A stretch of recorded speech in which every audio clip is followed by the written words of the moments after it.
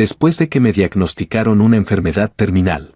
Ni una sola persona de mi familia me creyó. Mis padres se burlaban de mí con sarcasmo frío. Y Lucía exhibía su afecto con el falso heredero delante de mí todo el día. En mi desesperación, me preparé para terminar con mi vida. Pero de repente, una serie de comentarios superpuestos apareció ante mis ojos. Decían, ya estamos otra vez. Los protagonistas masculinos de las historias centradas en la muerte de personajes siempre son unos inútiles. Siempre fantasean con castigar a su familia y a esas mujeres tóxicas muriendo. ¿Y qué? ¿De verdad creen que, al morir, podrán ver cómo los demás se arrepienten? ¿No es patético? Ya estás muerto. ¿Y de qué sirve que luego se arrepientan? ¿Eso te satisface? Ahí es donde estas historias centradas en la muerte de personajes resultan más repugnantes. Pero yo me reí. ¿Quién dijo que las historias centradas en la muerte de personajes no pueden ser satisfactorias? Al segundo siguiente, escribí una maldición letal. Me tragué el talismán.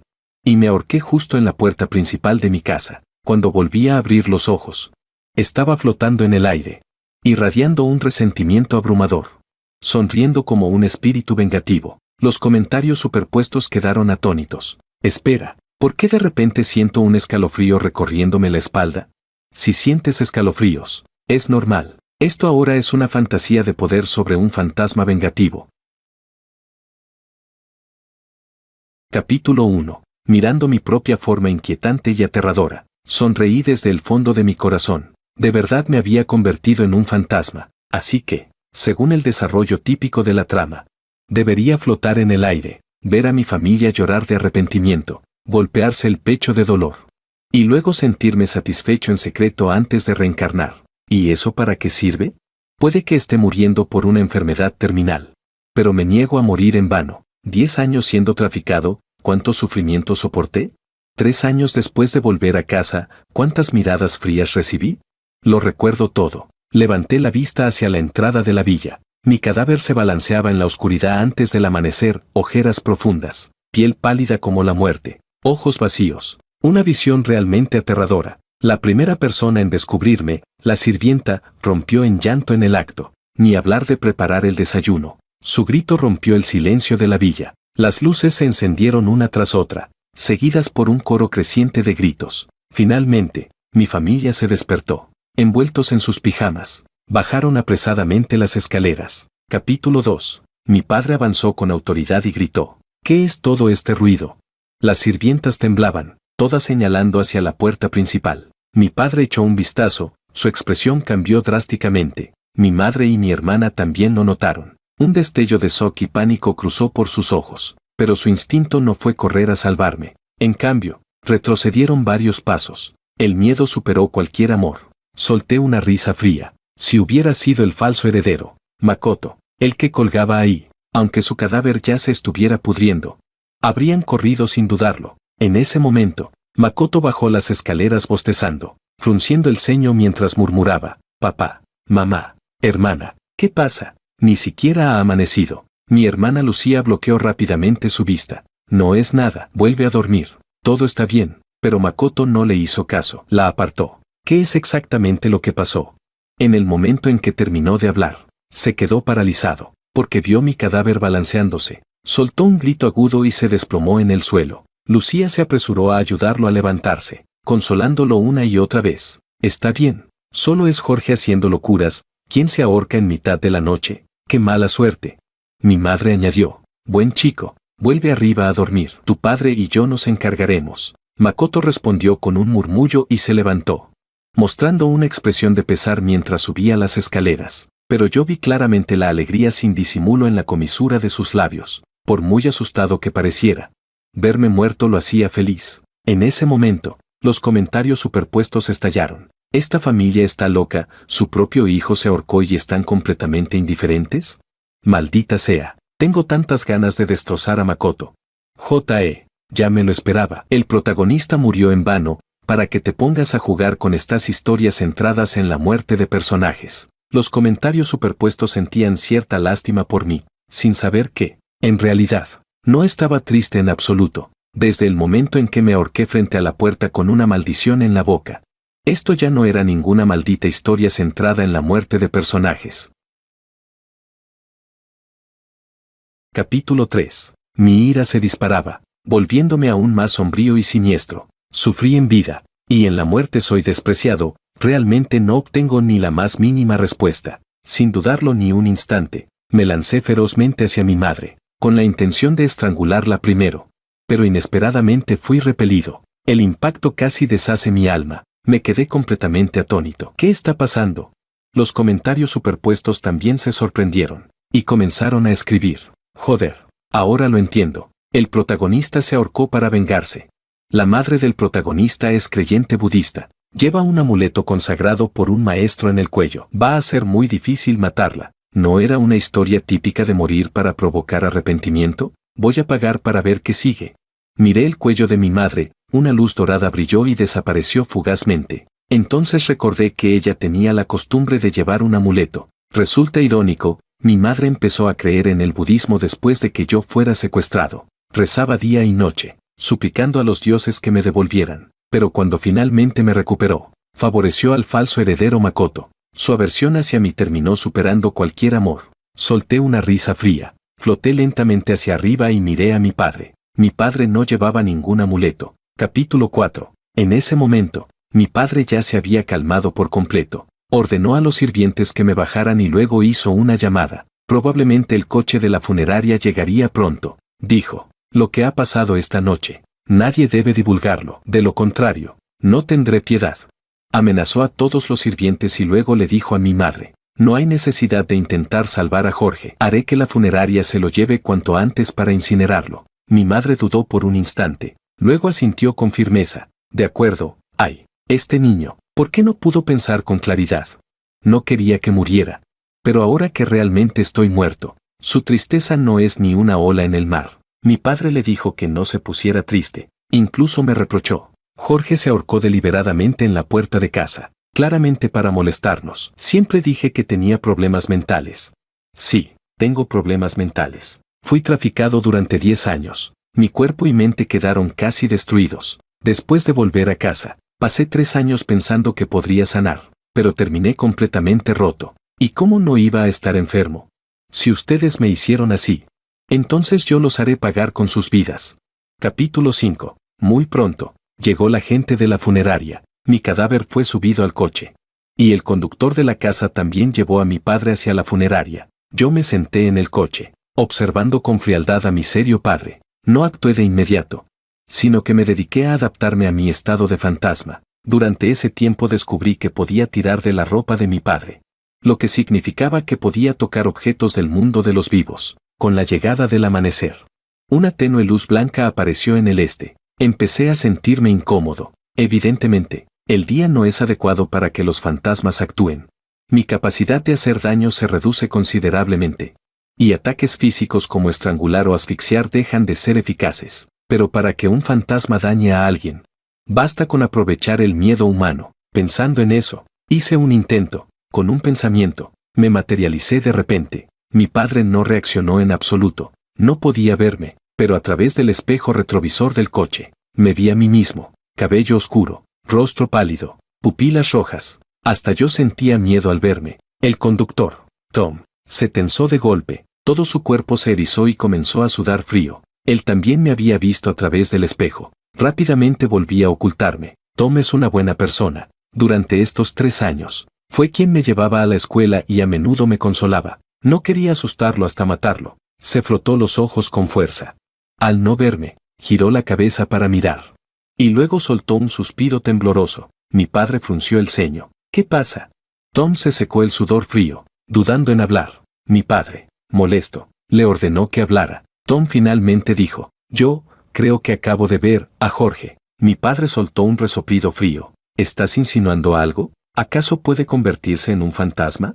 Tom no se atrevió a decir nada más. Mi padre entonces se calmó y dijo, aunque se convirtiera en un fantasma, ¿qué habría que temer? Todo es consecuencia de sus propios actos. Tom suspiró en silencio y siguió conduciendo. Ese mismo día, mi padre se encargó de todos los asuntos posteriores a mi muerte, y directamente ordenó a la funeraria que me incinerara. Yo observé todo con frialdad. Y esperé hasta que regresó al grupo empresarial. Cuando entró solo en su oficina, fue entonces cuando mostré mis dientes pálidos y aterradores. La noche volvió a caer. y la incomodidad desapareció. Ya era hora de actuar. Capítulo 6. Floté hacia el interior de la oficina. Mi padre sostenía una copa de vino tinto, contemplando tranquilamente la vista nocturna a través de los ventanales. Como si la muerte de su hijo hoy fuera algo completamente insignificante, me lancé directamente sobre él y me posé en su espalda. No tuvo ninguna reacción especial. Solo frunció el ceño, se frotó el cuello y mostró una ligera incomodidad. Al mismo tiempo, mi madre llamó por teléfono, preguntando si ya había terminado de encargarse de la cremación. Él respondió: ya está hecho. A partir de ahora solo tendremos a Makoto como hijo. Su tono era indiferente. Mi madre guardó silencio por un momento. En su voz apareció un leve dejo de tristeza. Pero era nuestro hijo biológico. ¿Y qué? Ya le dimos suficiente. Fue él quien se comportó mal. Tenemos la conciencia tranquila. Mi padre resopló con fuerza. Mi madre no supo qué decir y solo pudo colgar. Entrecerré los ojos. Mi resentimiento se desbordaba. ¿Me han dado suficiente? Entonces, ¿por qué cuando estuve hospitalizado por mi enfermedad, ustedes pudieron irse de viaje con Makoto con total tranquilidad? ¿Por qué cuando sufrí acoso en la escuela, ninguno de ustedes quiso dedicar ni un poco de tiempo a defenderme? ¿Por qué cuando puse el diagnóstico de cáncer frente a ustedes, solo se preocuparon por revisar el boletín de notas de Makoto? Apreté los dientes y, de repente, me manifesté. Como el vidrio puede actuar como espejo. Mi figura se reflejó inmediatamente en los ojos de mi padre. Gritó. La copa de vino cayó al suelo. Y él mismo retrocedió tambaleándose, completamente descompuesto. Yo permanecí inmóvil detrás de él, mirándolo con un odio extremo, al darse cuenta de que no estaba equivocado. Salió corriendo sin atreverse a mirar atrás. Al entrar en el ascensor, se obligó a calmarse, mirando a su alrededor mientras estiraba la mano hacia su espalda. Por supuesto, no tocó nada. Justo cuando se sintió un poco aliviado, levanté el puño y le asesté un golpe brutal en la cara. El golpe lo hizo tambalearse. Preso del pánico, gritó: «¡Alguien! ¡Alguien!». Pero su voz no podía salir. No me detuve ni un instante. Golpe tras golpe, descargué mi furia, con el rostro lleno de satisfacción vengativa. Recuerdo claramente que hace un año, por un arrebato de ira, golpeé a Makoto y lo tiré al suelo. En realidad, todo fue una trampa suya, provocándome a propósito, pero eso enfureció a mi padre. Furioso, ordenó que me sujetaran. Y le dijo a Makoto que devolviera el golpe 10 veces. Ese día fui golpeado hasta quedar cubierto de moretones, escupiendo sangre, solo cuando Makoto quedó satisfecho. Mi padre decidió detenerse. Ahora, yo también devolveré el golpe 10 veces. El rostro de mi padre pronto se hinchó como el de un cerdo. Y debido a mi intensa energía resentida, su cara entera quedó invadida, rígida como carbón. Los comentarios superpuestos estallaron en ese momento. Joder, esto sí es venganza. Le torció hasta la nariz. El protagonista da miedo, pero se siente tan satisfactorio. No es suficiente. Ese viejo desgraciado tiene que morir. Yo pensaba lo mismo. Él debía morir. Capítulo 7. En medio de la desesperación, el ascensor se abrió. Mi padre corrió hacia el estacionamiento. Subió al coche de la empresa y aceleró a toda velocidad. Pensó que había escapado, sin saber que yo estaba sentado silenciosamente en el asiento trasero, cuando el coche llegó a una zona suburbana desierta, asegurándome de que no había otros vehículos en la carretera. Entonces me manifesté, una vez más, a través del espejo retrovisor, pero esta vez, mis labios se abrieron en una sonrisa antinatural, mostrando colmillos aterradores, mientras me acercaba con un rostro completamente retorcido. Por el rabillo del ojo, mi padre vio mi reflejo en el espejo. El alivio que acababa de sentir se convirtió instantáneamente en terror absoluto. El coche empezó a perder el control, balanceándose como una hoja al viento, y yo seguía acercándome, hasta que él gritó desesperado: «Hijo, papá estaba equivocado. Estaba equivocado. No me mates. Aléjate, aléjate». ¿Alejarme? ¿Cómo podría hacerlo? Me lancé directamente sobre él. Su cuerpo se volvió pesado y helado. Y al ver mi rostro junto al suyo en el espejo, finalmente se derrumbó por completo. ¡Bam! El coche perdió el control. Se estrelló contra la barandilla.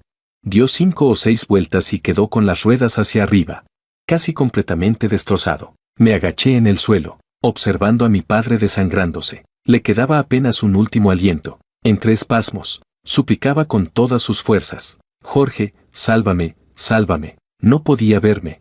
Pero sabía que yo estaba allí. Me levanté. Sacudí mis manos. ¿Cómo podría salvarlo? Muy pronto. Su sangre se agotó. Y murió en un dolor y terror extremos, entre los vítores de los comentarios superpuestos. Mostré la primera sonrisa verdaderamente sincera desde que regresé a casa hace 3 años. Capítulo 8. Cuando me disponía a irme. El teléfono de mi padre, con la pantalla completamente destrozada, sonó de repente. Lo toqué para contestar. Del otro lado llegó la voz de mi madre. Viejo, tengo una mala sensación. El corazón me late muy rápido, ¿estás bien? Naturalmente, mi padre no respondió. Mi madre, confundida, dijo, contesta, ¿dónde estás? Seguía sin haber respuesta. Al segundo siguiente, Lucía habló desde un lado. Mamá, ¿por qué te preocupas tanto sin razón? Según la experiencia de siempre, papá seguro está en una reunión, solo que no quiere preocuparte si no contesta. No lo molestes, mi madre dijo con inquietud. Pero tengo la sensación de que algo no está bien. Estás imaginando cosas. Lucía le quitó el teléfono y dijo, ya cuelgo. Mamá, mejor sal de compras. Quedarte en casa te hace pensar demasiado. Tengo una cita con mis amigas para salir a divertirnos y quitarnos la mala suerte. Ese loco de Jorge, de verdad da repelús. Mi madre, impotente, dijo, primero ve a la empresa a ver a tu padre, y luego sal. Sí, ya lo sé, respondió Lucía sin ganas. Definitivamente no iba a buscar a mi padre. No me detuve más. Y me dirigí flotando hacia el bar nocturno Millie, donde Lucía solía ir. Querida hermana, ahora te toca a ti. Capítulo 9. Cuando llegué al bar, el ambiente estaba en pleno auge. Reconocí a Lucía de inmediato. Llevaba un maquillaje exquisito, una expresión arrogante. Sentada en el reservado más caro, rodeada de hombres aduladores. Uno de ellos, con una sonrisa servil, le preguntó por qué no parecía muy contenta esa noche. Ella puso los ojos en blanco y respondió, no es que esté de mal humor. Simplemente me pasó algo de mala suerte que me dejó asqueada. Esa mala suerte de la que hablaba era, naturalmente, mi suicidio. De hecho, incluso antes de morir. Ella ya me consideraba de mala suerte, incluso el primer día que regresé a casa. Me insultó por traer mala suerte. Solo porque no me cambié los zapatos a tiempo y ensucié el suelo, rodaba los ojos con desprecio. Y sus palabras sarcásticas salían como una ráfaga interminable. Y yo, después de tantos años de inferioridad y soledad, por fin había encontrado a mi familia. Así que durante esos 3 años, siempre intenté complacerla con cuidado. Le hacía regalos, hacía recados por ella, pero su respuesta siempre era la misma. Lárgate, maldito portador de mala suerte, ahora estoy muerto. Me ahorqué delante de ellos. Y aún así, sigo siendo mala suerte para ella. Yo también me reí. Una risa 100 veces más cruel que la suya. Luego fijé la mirada en un hombre en la esquina, claramente fuera de lugar. Estaba decaído, con un aspecto débil y agotado. A mis ojos, su energía vital era extremadamente débil. Perfecta para poseer. No es fácil encontrar a alguien así. Me deslicé como una ráfaga de viento. Y efectivamente, lo poseí sin dificultad. Mientras tanto, Lucía apartaba juguetonamente la mano de alguien que intentaba tocar su muslo, quejándose con tono coqueto para que se comportara. El hombre sonrió y le pellizcó la cara. Entonces vamos a quitarle la mala suerte a nuestra Lucía. Todos a beber. Esta noche invito yo. Bien. Todos estallaron de alegría y comenzaron a beber sin parar. Solo yo no bebía. Saqué una cajetilla de cigarrillos del bolsillo.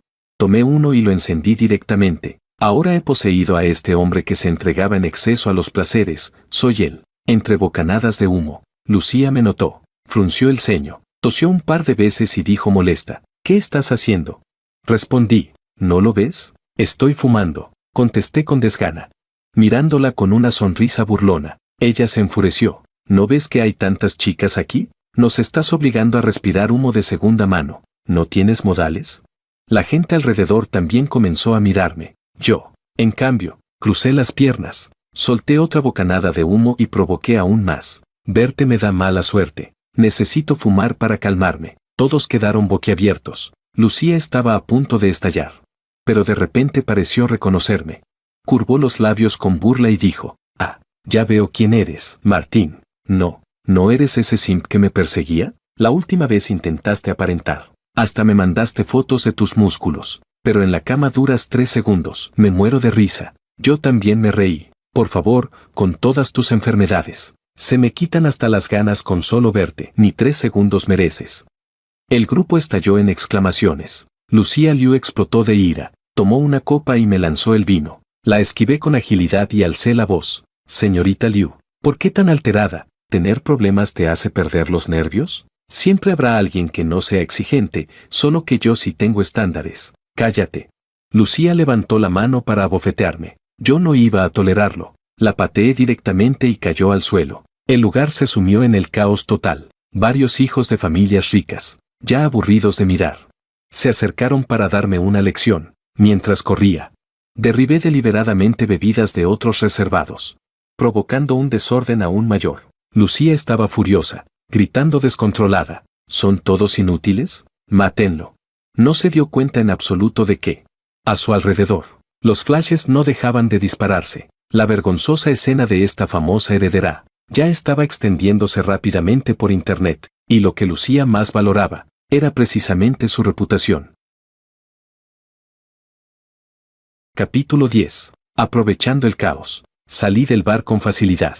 Tomé un taxi y le pedí al conductor que me llevara al hospital. Una vez que el cuerpo fue examinado en el hospital, abandoné ese cuerpo enfermizo. Luego regresé flotando directamente a la casa de los Liu. Ya era bien entrada la madrugada, pero la casa estaba completamente iluminada. Mi madre estaba reprendiendo a Lucía. Mírate, ¿en qué te has convertido? Ese video ya está por todo internet. ¿Todavía tienes algo de la dignidad de una señorita de la familia Liu?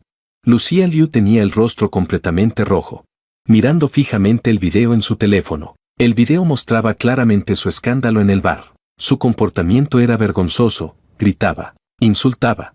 Incluso abofeteó a un camarero. Quien grababa el video no dejaba de comentar. «Wow, miren, la señorita de la familia Liu está perdiendo el control. Parece que su compañero de cama la hizo perder los nervios. Creo que dijeron que tiene enfermedades ginecológicas. Jajaja». En el video se escuchaban muchas voces burlonas. Alguien decía, ¿enfermedades? ¿Será verdad? Va, con lo guapa que es. Aunque sea venenosa, yo me apunto. Van. Lucía, fuera de sí, lanzó el teléfono al suelo y cayó hacia atrás, desmayándose en el acto. Mi madre se asustó. Justo cuando iba a ayudarla, el mayordomo Tam irrumpió en la villa en plena noche. Señora, algo terrible ha pasado. El presidente Liu tuvo un accidente de coche. El cuerpo de mi madre se estremeció. Ya no le importó Lucía en absoluto. Salió corriendo presa del pánico, dejando a la niñera a cargo de Lucía. Miré la espalda de mi madre. En su cuello, esa luz dorada seguía brillando. Ese amuleto realmente era un problema, pero por ahora, primero me encargaría de Lucía. Mi plan original era hacer que Lucía enfermara de la rabia. Y cuando estuviera debilitada, podría poseerla. No esperaba que su temperamento fuera tan explosivo. Se desmayó directamente, pero mejor aún, un desmayo por ira también debilita la energía vital. No puede resistirse a un espíritu maligno como yo. Capítulo 11. En el momento en que tomé su cuerpo, abrí los ojos. Las niñeras suspiraron aliviadas y trataron de ayudarme a descansar. Giré el cuello, algo rígido, y pregunté, ¿dónde está Makoto? Una de ellas respondió, el joven maestro está descansando. Hoy tuvo algo de insomnio y acaba de dormirse. Solté una risa fría. Parece que sí tiene algo de culpa en la conciencia. Por eso no puede dormir bien. Subí las escaleras con pasos firmes. Al llegar frente a la puerta de la habitación de Makoto, me detuve. Digno del futuro heredero de la familia Liu, su habitación era la más grande de toda la casa, con un lujo absoluto en cada detalle, baño y vestidor independientes, equipo de gimnasio, y una sala de juegos completamente equipada. Cada vez que lo veía, me daba envidia hasta el punto de babear, pero nunca fui codicioso. Cuando recién regresé a casa, me preguntaron qué quería, y solo pedí una computadora de alto rendimiento. Aceptaron, pero luego lo olvidaron por completo. En cambio, Makoto no lo olvidó. Sonrió y dijo, hermano, en unos días te llevo a elegir una. Al principio pensé que era buena persona, así que cuando me invitó a jugar videojuegos en su habitación, fui ingenuamente con él, pero jamás imaginé que, mientras iba a buscar una bebida, llamó a toda la familia, acusándome de ocupar su habitación y echarlo. Luego, con una actitud hipócritamente generosa, dijo que estaba dispuesto a cederme la habitación. Al ver cómo distorsionaba la verdad, Me enfurecí y corrí a golpearlo, pero mi padre me agarró del cuello y me tiró al suelo. Por más que intenté explicarme, nadie me creyó. Mi madre estaba a un lado, con una expresión complicada. Mi hermana, a su lado, me insultó. ¿No tienes vergüenza? Ni siquiera has cambiado tu apellido y ya te crees el heredero. Solo verte me da mala suerte. ¡Qué cosa tan asquerosa! Sentí como si cayera en un abismo helado. Solo pude volver a mi habitación, escuchando afuera cómo Lucía gritaba a los sirvientes: limpien todo de nuevo, desinféctenlo completamente. ¿Están ciegos? ¿No pueden vigilar a Jorge? A partir de ahora, tiene prohibido entrar en la habitación de mi hermano. En ese momento, sentí la humillación por primera vez, y también comprendí por primera vez que mi familia nunca me amó. Volví al presente. Giré nuevamente el cuello. El cuerpo de Lucía aún me resultaba incómodo. Después de todo, era diferente al de un hombre, pero al fin y al cabo, soy un espíritu vengativo. Así que logré adaptarme, sin decir una palabra. Levanté la pierna y derribé de una patada la puerta de la habitación de Makoto. Después de 3 años, he vuelto a entrar. Capítulo 12. Makoto estaba confundido. Se despertó sobresaltado, mirándome con expresión desconcertada. Lucía, ¿qué pasa? Entré a grandes zancadas. Lo arrastré brutalmente fuera de la cama, y dije: ¿qué pasa? Tu padre está muerto y tú sigues durmiendo como si nada. Eres solo un heredero falso. ¿Y de verdad te crees el príncipe de la casa? Solo verte me trae mala suerte. Basura repugnante. Lo insultaba mientras lo arrastraba. Makoto todavía no entendía nada. Su cabeza golpeó contra el suelo. Dolorido. Hizo una mueca. ¡Ay! ¿Qué te pasa? Ver su cara de idiota me enfurecía aún más. Sin dudarlo, le di una bofetada. ¡Paf! ¿Y todavía tienes cara para preguntarme qué pasa? Tu padre murió. Levántate y empieza a llorar como corresponde. Esa bofetada finalmente lo hizo reaccionar. Levantó la mano para bloquearme, intentando empujarme. Pero se enfrentaba a Lucía poseída por un fantasma. Su fuerza no podía moverme ni un poco. Apretó los dientes y dijo: hermana, ¿te has vuelto loca? No respondí, solo seguía bofeteándolo una y otra vez. Cada golpe llevaba toda mi fuerza. Cuando su cara ya estaba hinchada como un cerdo, empezó a gritar furioso: Lucía, estás enferma de la cabeza. También gritó a los sirvientes en la puerta: ¿ustedes también están locos? Sepárenla de mí. Los sirvientes se miraron entre sí, dudando, sin atreverse a acercarse. Solté una risa siniestra, justo cuando iba a torcerle el cuello a Makoto. Sentí una sacudida en mi alma. Una voz resonó: ¿quién? ¿Estoy soñando? Era Lucía. Esa maldita había despertado. Su conciencia chocaba con la mía, pensando que todo era un sueño. No estaba herida ni enferma. Antes solo se había desmayado por la rabia, lo que me dio la oportunidad de poseerla. Ahora que había despertado, empezaba a expulsarme, sin decir nada. Me levanté y corrí hacia afuera de la habitación. Lucía seguía interrogándome: ¿quién eres? ¿Qué estás haciendo? Por supuesto, la ignoré. De repente, tuvo una idea y gritó: ¿Jorge? Mis pasos se detuvieron por un instante. Su voz se elevó bruscamente: Jorge, maldito bastardo, sal de mi sueño. No lograba entender lo que estaba pasando, así que solo podía explicarlo como un sueño. Pensando que yo había invadido su mente, levanté la vista. Ya casi llegaba a la azotea. Tranquila, esto aún no termina. Capítulo 13. Corrí de un tirón hasta la azotea. Nuestra villa de lujo tenía nada menos que 7 pisos de altura. Caer desde ahí significaba una muerte segura. De un salto, crucé la barandilla, y me quedé de pie en el borde, mirando fijamente el suelo. Lucía, que creía estar soñando, despertó por completo en ese instante. Podía sentir el temblor de su cuerpo, y mi alma tampoco lo estaba pasando bien. La energía de un cuerpo vivo me estaba quemando, y estaba a punto de ser expulsado, pero soporté la incomodidad. Mostré una sonrisa amplia y dije: hermana, no estás soñando. Muy pronto podrás verme. El cuerpo de Lucía temblaba como una hoja. Gritó aterrada: Jorge, ¿qué estás haciendo? ¿Qué está pasando? En ese momento, abajo ya reinaba el caos, con todas las luces encendidas. Los sirvientes podían ver claramente que estaba en el borde del tejado. Makoto, con el rostro hinchado, también estaba abajo, gritando hacia mí: Lucía, estás completamente loca. No sos. Saltar. Lucía jamás lo haría. Cuanto más recuperaba el control de su cuerpo, Más intensamente sentía el terror de la altura. Gritó: Jorge, retrocede, retrocede ahora. Seguía insultando, pero su voz ya temblaba. Levanté un pie en el aire. Sonreí y dije: hermana, antes tu lengua era muy afilada. ¿No me decías siempre que mejor me tirara desde un edificio y muriera de una vez? Así que, he decidido hacerlo. En esta familia, la persona que más me odiaba siempre había sido Lucía. Había 2 palabras suyas que jamás olvidaré: mala suerte, y salta desde un edificio. Cada vez que me veía, decía que traía mala suerte. Cuando se enfadaba, me decía que me tirara y me muriera. Recuerdo aquella vez que estuve hospitalizado. Toda la familia estaba de viaje, y yo, en una simple videollamada, solo dije que me dolía el estómago, que dolía tanto que quería morir. Lucía se enfadó. Dijo que le arruinaba el ánimo, y que si quería morir, que me tirara de un edificio, que dejara de molestar. Y ahora, jeje, de verdad voy a dar ese paso. Controlé el cuerpo de Lucía, y lo fui moviendo poco a poco hacia el vacío. Lucía gritaba desesperada. De los insultos pasó a las súplicas.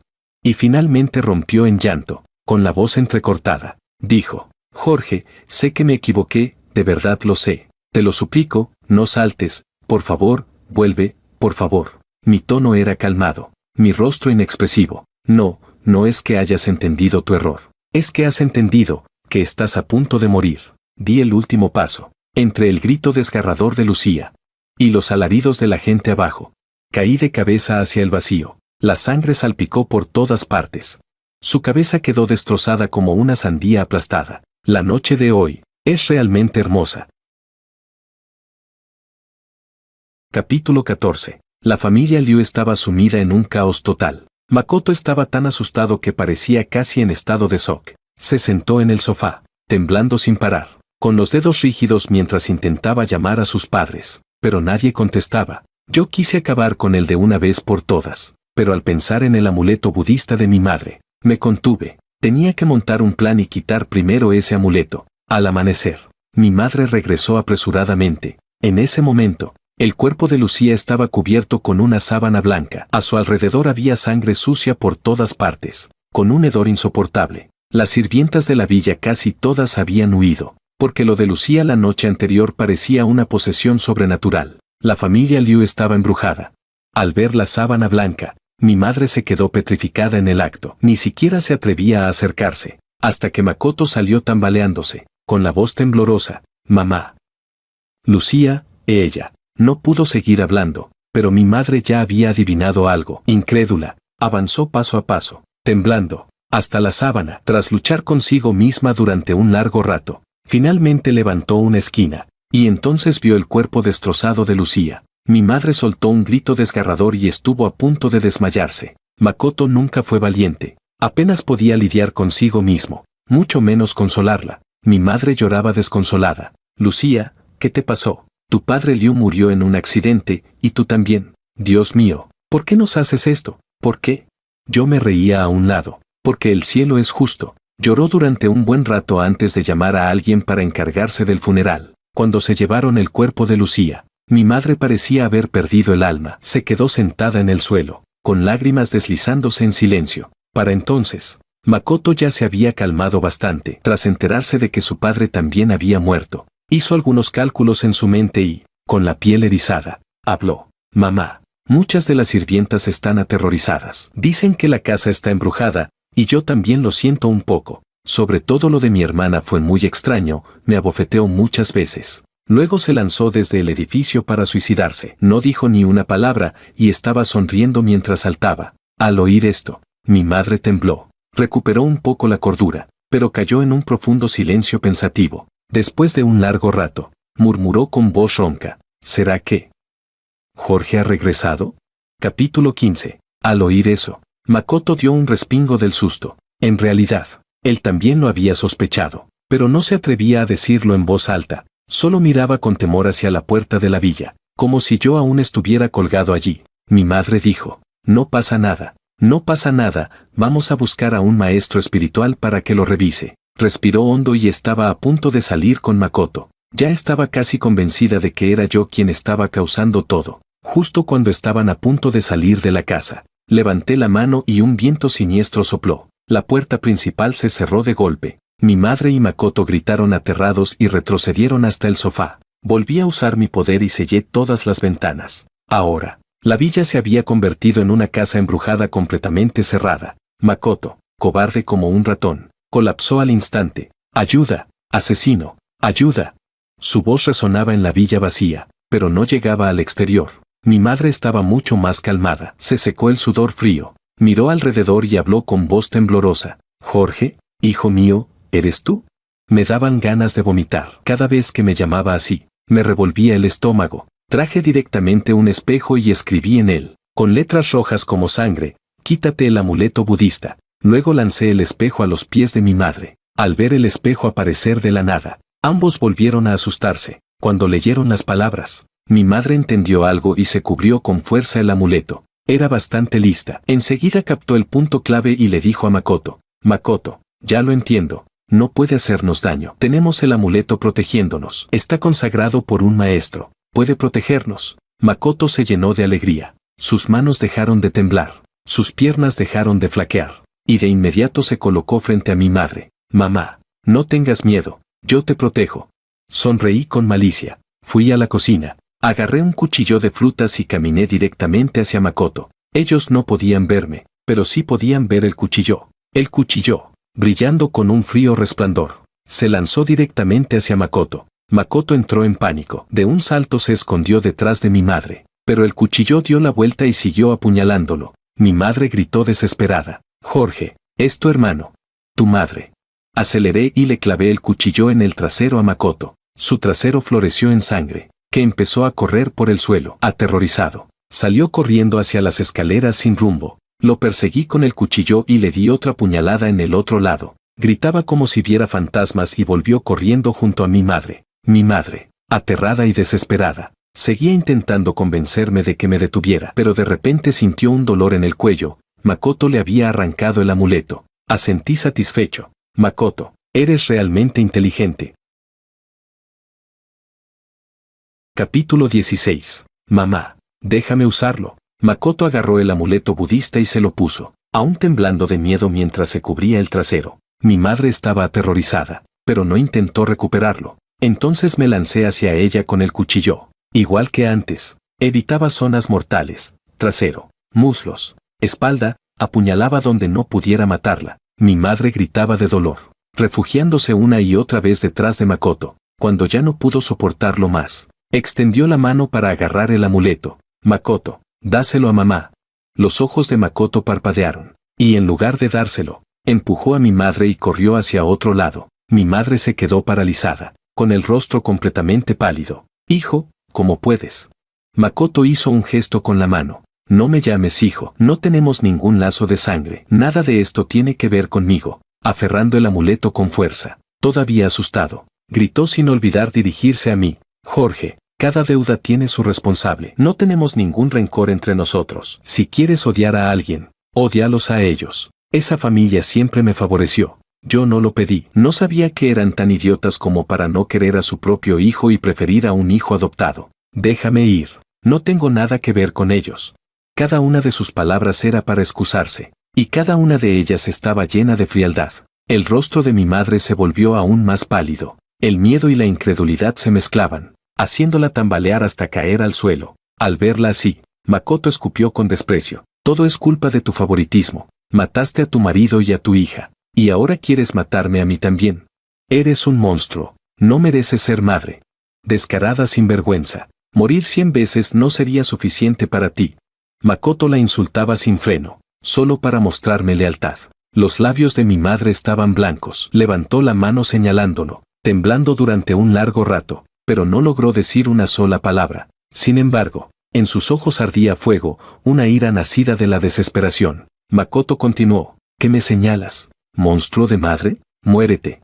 Siguió insultando y luego, con cautela, corrió hacia la puerta. En su rostro apareció una sonrisa servil. «Hermano, déjame ir. No tengo nada que ver con ellos». Por supuesto, no iba a dejarlo ir, pero con el amuleto encima, logró abrir la puerta por sí mismo y salió corriendo en un instante. Decidí dejarlo escapar por ahora. Primero me encargaría de mi madre. Ella luchaba por arrastrarse hacia afuera, mirando fijamente hacia donde Makoto había huido, esperando que regresara a salvarla, pero él desapareció rápidamente fuera del patio. Agité la mano y la puerta se cerró de nuevo, sumida en una desesperación y terror absolutos. Mi madre rompió en llanto. Hijo, mi hijo, mamá se equivocó, mamá merece morir. Mamá te buscó durante tantos años para recuperarte, y aún así pensó que no eras tan bueno como Makoto. Mamá cometió un error imperdonable, hijo, perdona a mamá. Yo permanecí impasible. No me importaba si realmente se arrepentía. Solo quería que tuviera una vida miserable. La muerte, en cambio, sería una liberación para ella. Quería que ella y Makoto vivieran una vida entera de miseria y sufrimiento. Para siempre. Capítulo 17. Volví a escribir palabras en el espejo. Esta vez, le exigí que donara toda su fortuna, sin quedarse con un solo centavo. No se atrevió a negarse. Asintió entre lágrimas. Seguí escribiendo, le daba 3 días para resolverlo. Si en 3 días no lo hacía bien, la enviaría al otro mundo. Mi madre volvió a asentir, temblando, completamente aterrada. No dije nada más. Me convertí en una ráfaga de viento sombrío y me fui. Muy pronto encontré a Makoto. Se estaba escondiendo en la casa de un amigo, aferrando el amuleto budista mientras temblaba, con el rostro pálido. Ese amigo era bastante leal. No dejaba de preguntarle qué pasaba. Makoto respondió: no preguntes, ayúdame a conseguir dinero y encuentra la manera de sacarme del país. El otro, sin entender nada, dijo: eso es fácil, dame tus documentos y te compro un billete de avión. Makoto seguía temblando. Mis documentos están en casa, no puedo volver. Ayúdame a pensar en otra forma. El otro reflexionó un momento. Entonces voy yo a buscarlos por ti. Makoto abrió la boca. Dudó, pero al final asintió. Era realmente despreciable. Pero yo ya no estaba en casa. Y mi madre también se había ido. Así que aquel tipo consiguió los documentos de Makoto sin ninguna dificultad. Makoto se llenó de alegría. Por fin dejó de temblar. De inmediato le pidió dinero prestado y hasta guardaespaldas para escoltarlo al aeropuerto. El otro aceptó todo e incluso lo acompañó personalmente hasta el aeropuerto. Sin embargo, en cuanto llegaron, Makoto no miró atrás ni una sola vez y subió al avión con decisión. Pero en el momento en que puso un pie en la cabina, soltó un grito como de cerdo degollado, porque todas las caras que veía eran la mía. Naturalmente, era una ilusión que yo había creado.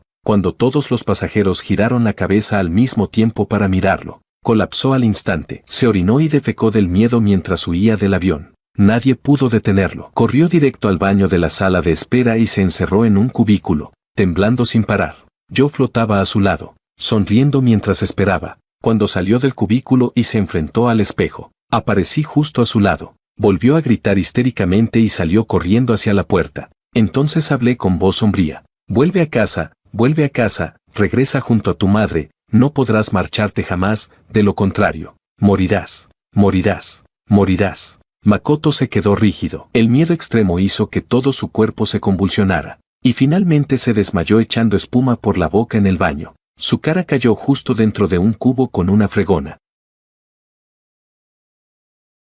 Capítulo 18. 3 días después, regresé nuevamente a casa. Mi madre estaba al borde del colapso, pero aún así se obligaba a mantenerse firme mientras firmaba contratos de donación con un grupo de personas, las acciones de la empresa, las propiedades en distintos lugares, los coches de lujo a su nombre, todo lo que tenía valor fue convertido y donado. Además, con la muerte del padre Liu, el pilar de la familia, los Liu habían caído en un abismo de la noche a la mañana. Después de despedir a los invitados, mi madre se cubrió el rostro y rompió a llorar, como si hubiera perdido el alma. En toda su vida había disfrutado de la prosperidad.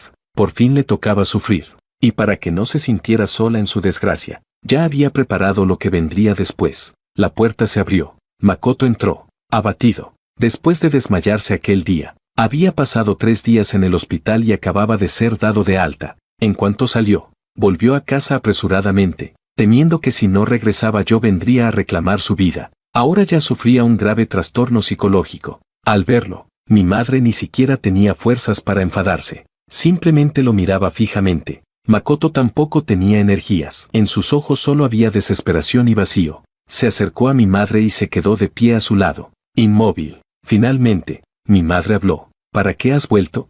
Él respondió. Jorge, me dijo que volviera a tu lado, mamá. Sigo siendo tu hijo. Al oír esto, mi madre se quedó paralizada por un buen rato. y luego comenzó a tirarse del cabello mientras lanzaba un alarido desgarrador. Era un grito como el de una bestia herida. Claramente, había entendido mi intención. Quería que ellos dos permanecieran juntos por toda la eternidad. Esa sería la cadena de la que madre e hijo jamás podrían liberarse. Capítulo 19. Medio año después, tras recorrer montañas y ríos, regresé a casa. Ese viaje fue muy feliz, aunque solo era un fantasma. Cumplí un deseo que había tenido durante mucho tiempo, antes, innumerables veces. Esa familia de 4 salía de viaje y yo no tenía nada. Ahora, libre de ataduras, por fin disfruté todo lo que quise, tarareando una melodía. Volví a casa. La villa ya había sido renovada y vivían nuevas personas allí. Era evidente que esa madre y ese hijo ya no estaban. Busqué por toda la ciudad y finalmente los encontré en un vertedero del casco antiguo. Ambos estaban desaliñados, encorvados. Uno arrastraba una bolsa de basura y el otro rebuscaba en los contenedores. A su lado, algunas personas señalaban y comentaban: esos dos locos otra vez vienen a recoger basura para comer. Tienen manos y pies. ¿No podrían hacer otra cosa? Déjalo. También dan pena. La última vez tiré una bolsa con excrementos y se pelearon creyendo que era algo bueno. En estos tiempos, acabar así, es como ver un fantasma. Como hablaban en voz alta, sus palabras llegaron a los oídos de la madre y el hijo. Especialmente esa frase, ver un fantasma. Makoto dejó de rebuscar en la basura. Empezó a temblar. Luego agarró un trozo de botella rota y, dándose la vuelta, apuñaló a su madre. Todo es culpa tuya, todo es culpa tuya, maldita madre monstruo. Gritaba y maldecía, mientras el vidrio roto se llenaba de sangre, pero su madre no reaccionaba. En cambio, sus ojos estaban perdidos, mirando fijamente hacia donde yo estaba. Nuestros ojos se encontraron. De repente, levantó la mano y la agitó. ¿Jorge, hijo mío?